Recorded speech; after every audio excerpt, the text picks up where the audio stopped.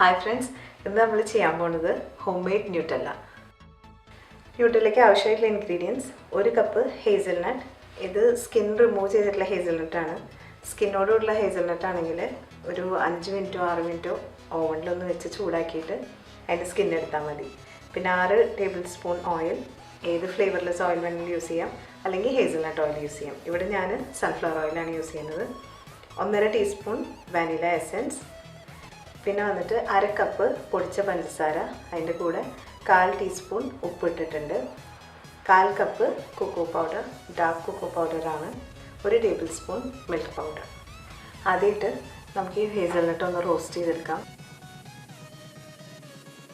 ഇനി നമുക്ക് ഹേസൽനട്ട് ഇല്ലാന്നുണ്ടെങ്കിൽ ആൽമണ്ട്സ് വെച്ചും ചെയ്യാം. ചെറിയൊരു ടേസ്റ്റ് വ്യത്യാസം ഉണ്ടാവുള്ളൂ. ആൽമണ്ട്സും നല്ലൊരു സബ്സ്റ്റിറ്റ്യൂട്ടാണ്. നമ്മുടെ ഹേസൽനട്ട് നന്നായി ചൂടാറിയിട്ടുണ്ട്. ഇത് ഞാനൊന്ന് പൊടിച്ചെടുക്കാൻ പോവാണ്. ഇടയ്ക്കിടയ്ക്ക് നമ്മളിതൊന്ന് മിക്സ് ചെയ്ത് ഒന്നുകൂടി നന്നായി പേസ്റ്റാക്കാം. ഇതിപ്പോൾ പൗഡർ ആയിട്ടുള്ളൂ, ഇതിന് പേസ്റ്റായി കിട്ടണം. അപ്പോൾ ഇടയ്ക്കിടയ്ക്കൊന്ന് നമ്മൾ സൈഡ്സൊക്കെ ഒന്ന് ക്ലീൻ ചെയ്ത് കൊടുക്കണം. ഇതിപ്പോൾ നമുക്ക് ഇങ്ങനത്തെ ഒരു കൺസിസ്റ്റൻസിയിലാണ് കിട്ടിയുള്ളത്. ഇതിപ്പോൾ ഹേസൽനട്ട് ബട്ടറാണ്. ഇനി ഇതിലേക്ക് നമുക്ക് പൗഡർഡ് ഷുഗറും കൊക്കോ പൗഡർ ഇട്ടിട്ട് നന്നായി ഒന്ന് മിക്സ് ചെയ്യാം. ഇതിലിപ്പോൾ ഞാൻ പൗഡർഡ് ഷുഗറും കൊക്കോ പൗഡറും ചേർത്തിട്ടുണ്ട്. ഇതിൻ്റെ കൂടെ തന്നെ നമുക്ക് എടുത്തു വെച്ചിട്ടുള്ള ഓയിലും കൂടെ ചേർത്ത് കൊടുക്കാം.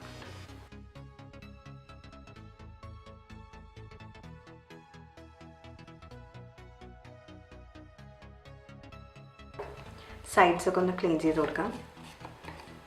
ഇനി ഇതിലേക്ക് നമ്മൾ എടുത്തു വെച്ചിട്ടുള്ള മിൽക്ക് പൗഡർ, വാനില എസൻസ് ഇത്രയും ചേർത്ത് നന്നായി ഒന്ന് പേസ്റ്റ് ചെയ്ത്. ഇതിപ്പോൾ നന്നായി ഗ്രൈൻഡ് ആയിട്ടുണ്ട്.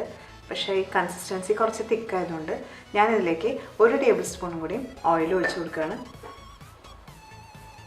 എന്നിട്ട് നമുക്ക് ഒന്നുകൂടി ഒന്ന് ഗ്രൈൻഡ് ചെയ്തെടുക്കാം. നമ്മുടെ ന്യൂട്ടെല്ല റെഡി ആയിട്ടുണ്ട്. നമുക്കിതൊരു നല്ലൊരു ബോട്ടിലേക്ക് മാറ്റാം. നമ്മൾ ന്യൂട്ടെല്ല ഇവിടെ റെഡിയായി. ഞാനത് ബോട്ടിൽ ചെയ്തു. ഇതിപ്പോൾ നമ്മൾ 1 കപ്പ് ഹേസൽനട്ട് വെച്ചിട്ട് 230 ml ബോട്ടിലാണ് ഫിൽ ചെയ്തിട്ടുള്ളത്. വളരെ ഹെൽത്തിയാണ്, വളരെ ടേസ്റ്റി ആയിട്ടുള്ളൊരു റെസിപ്പിയാണ്. എല്ലാവരും ട്രൈ ചെയ്ത് നോക്കണം. കുട്ടികൾക്കൊക്കെ വളരെയധികം ഇഷ്ടപ്പെടും. ഇനി നിങ്ങൾക്ക് കൊക്കോ പൗഡറിൻ്റെ അളവ് കൂടുതലാണെങ്കിൽ അതിൻ്റെ അളവ് കുറയ്ക്കാവുന്നതാണ്. ഇതിപ്പോൾ ഞാനൊരു സ്റ്റാൻഡേർഡ് അളവാണ് പറഞ്ഞിട്ടുള്ളത്. നിങ്ങൾക്ക് ഇനി കൊക്കോ പൗഡർ പിള്ളേർക്ക് കൂടുതലാണ് എന്ന് തോന്നുകയാണെങ്കിൽ അതിൻ്റെ അളവ് കുറയ്ക്കാവുന്നതാണ്.